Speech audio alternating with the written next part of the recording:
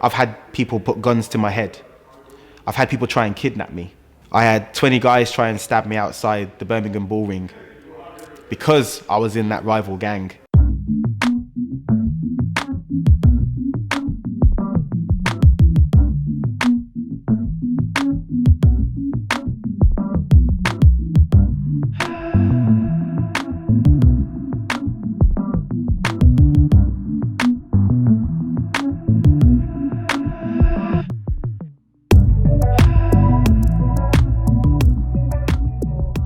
So when I was 5 years old, I fell in a bath of boiling hot water. I scalded the whole upper right-hand side of my body, so my arms and my stomach and my chest. I had a jumper on and my skin had melted over my jumper. And when my mum came up, she ripped my jumper off and ripped all my skin off at the same time. So I was in hospital for quite a long period of time, having various skin grafts. The skin from my legs are the skin that's on my stomach and on my chest and on my arms at the moment. From there, I developed a really bad anger problem. A lot of young people couldn't understand why I looked different. They couldn't understand why I had these scars. I wanted to be the biggest and baddest person. I wanted to be the person that no one picked on anymore. I wanted to be the person that no one could bully anymore. My relationship with my mum wasn't good. It was very destructive. She first kicked me out when I was 11 years old. Lived with one of my sisters, having to travel from Tamworth to Birmingham every single day. It was quite hard as a young person, as an 11-year-old child. I remember sitting in social services with my mum, and my mum was telling them, I don't care where he goes. I don't care who he's with. I don't care where he is. Just get rid of him. Just get rid of him. Like, those are the earliest memories for me with my mum. Mainly throughout most of the period of my secondary school life, I was living on the street, living homeless. The main meals I was eating for the day were the main meals I was having at school. After that, I was then going home and I was sleeping rough on the streets. But a lot of people didn't know.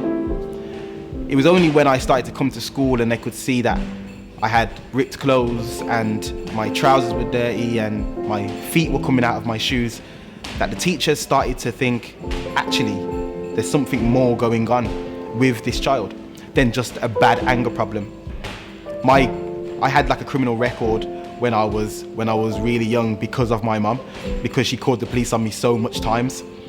And I had a really bad relationship with the police after that as well, because the earliest memories for me of them were always fighting them in my bedroom, them arresting me, having the handcuffs on me really tight, you know, stopping and starting the car when I was in the back just to try and break my hands. Like, those were the earliest memories of the police for me. The relationship that we had, it was, she would kick me out, I would go back home again. She would kick me out, I would go back home again. That was our relationship. And she kicked me out when I was 13 years old. And I was living rough on the streets.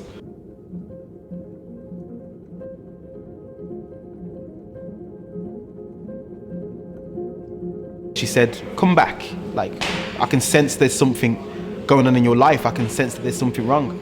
I know it's me as a young person, I'm playing it off like, no, I'm cool, everything's okay. And she said, no, come inside, have a cup of tea, and let's talk.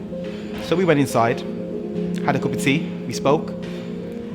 And afterwards, she turned around and she said, I'll take you in. You can live here, you can stay here. I just started crying, because knowing that I was living rough on the streets, and for someone that didn't even know me to take me in under their wing, treat me like family, I just started crying. That never happened to me before.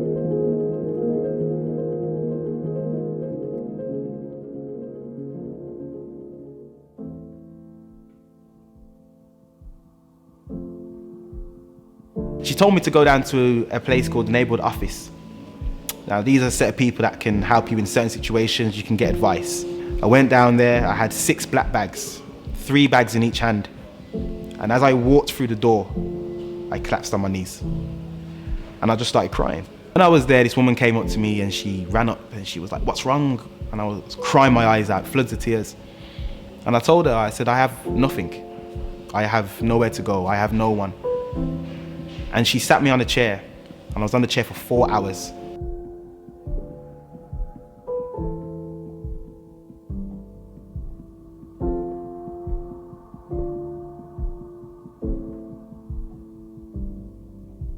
These friends that I had acquired were gang related.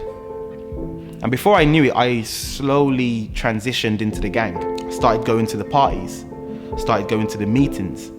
I started walking around with a knife. I started to get involved in situations which nearly resulted in me ending my life. Because I was in those situations, because of the people that I was around, I had no choice.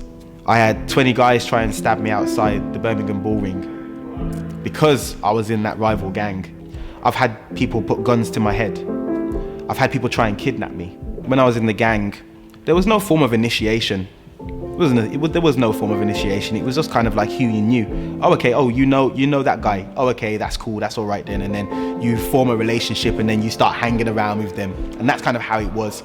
But it got to a point where it would literally be, we would go to town on nights out, but we wouldn't be the ones going on nights out. We would be the ones standing outside the club, waiting for people to come out, and then we will be taking their shoes, taking their shirts off them, taking their trousers off them, making them go home naked. Us as young people were doing just to try and kind of build a name for ourselves.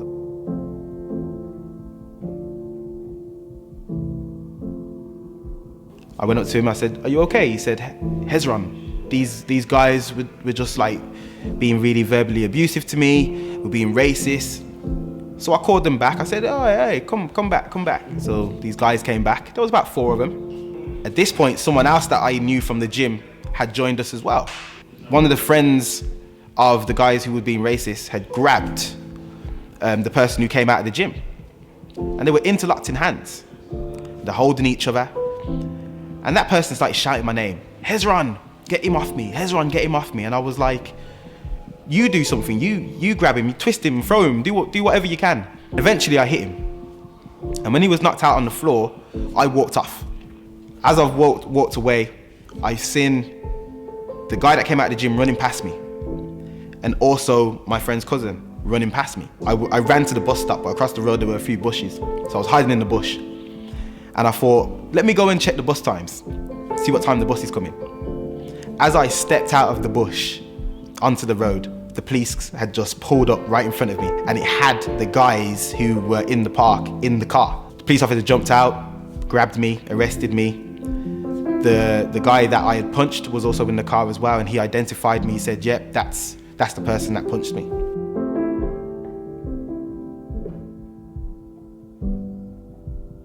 I was looking up to 10 years in prison for this robbery charge, and I got found guilty. When I was going for my pre-sentencing report, I met this woman. She said, "Is your name Hezron Brown?" I said, "Yep." And she looked at me and she tutted and she went, "Not another black man." She said to me, "Tell me everything. Don't lie, just tell me the whole situation." So I did. Judge came in, called my name. I stood up. She said, "Mr. Brown, I was gonna sentence you today, but your pre-sentencing report was glowing." She said, "I don't know who you've seen or who you spoke to, but they have written an amazing report for you. And because of that, I'm gonna not sentence you to prison." She gave me a 2-year suspended sentence, 260 hours of community service, and a £480 fine. I started to realize that there were people out there trying to get me into situations that I didn't need to be in. And some of these guys that I thought were my family were actually a burden to me. And that's when I started to have a change in mindset. I could have been killed for these people. There's been times where I've protected them in situations, they've protected me in situations. I was being in situations that I didn't need to be in. I was with my friend in my house, and he was in the same gang as me. And he turned around and he was like, "Hezron, are you okay?" And I said, "You know what? I'm not." I said, "Why are we in a gang? Why are we doing this? Why are we getting ourselves into trouble? Why are we nearly getting ourselves killed?" And he turned to me and he said, "Hezron, we're doing it for the area, we're doing it for the postcode, we're representing." And I said, "Well, that's a bit funny because I'm not even from that area. That's not even my postcode, so technically I'm in the wrong gang." And we both started laughing. And I said, "You know what, I'm gonna change." I said, "I need to change." He said, "Well, how are you gonna do that?" I said, "You know what, first I'm gonna change my clothes." Because at that time I used to wear all black.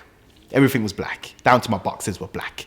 I went out the next day, went to H&M, bought myself a light coloured top, some jeans, and some trainers. And I came out wearing the clothes. had my black clothes in a bag. And I sat at the bus stop, and this old lady came up to me and started speaking to me.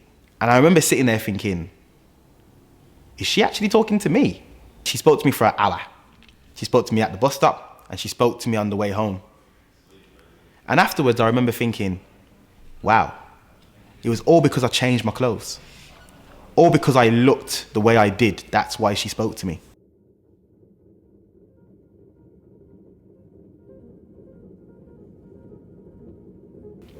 I had changed from being this gang member, this menace to society, to now being someone who's being invited to Buckingham Palace and winning awards, meeting the royal family.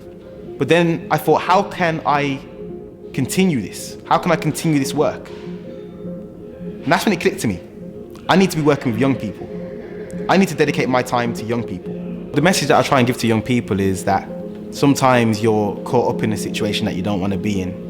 And I think we need to kind of change the way how people kind of see knife crime, because some people think that people have a choice. Yes, there are some young people, or there are some people out there that do have a choice in carrying a knife. But there are also people out there that don't have a choice. Like me, I didn't have a choice. I had to carry a knife because of how much people were after me.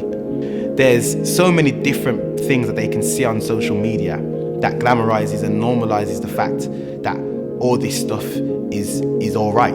It's okay. It's okay to carry a knife. If you're watching the news every single day and you're hearing that someone's been stabbed in your area, 2 people have been stabbed in your area, 3 people have been stabbed in your area, as a young person, that's gonna make you want to carry a knife. Because I'm not gonna walk out on the street knowing that I could be that next victim. There is no respect towards the police as a young person. Let's be honest. They call them ops, pagans, pigs. That's the view of young people. More police on the streets, it's not really gonna have an effect in my opinion, because the police can't be everywhere at once. We need to be working with local businesses. We need to be working with local youth centres, and we need to be gathering these young people and actually, again, educating them in what life is about. Not just about knife crime, about life, the struggles, and about the realness, things that they will go through later on. We need to be educating them about those things. The reason why I talk about gangs and extremism is because a lot of it is linked. It's quite the same. A lot of these extremist groups operate like gangs. And when I speak about the grooming line, you can understand that the same way that they will recruit a young person into a gang is the same way that they will recruit a person into an extremist group. I want them to understand that they can talk to their teachers, they can talk to staff members, safeguarding leads, they can talk to the police. These are the people that have their best interest at heart. Sometimes the family members and the friends are the ones that get them involved in some of these issues, knife crime and county lines, selling drugs, being in a gang. So they need to be speaking to people that have their best interest at heart.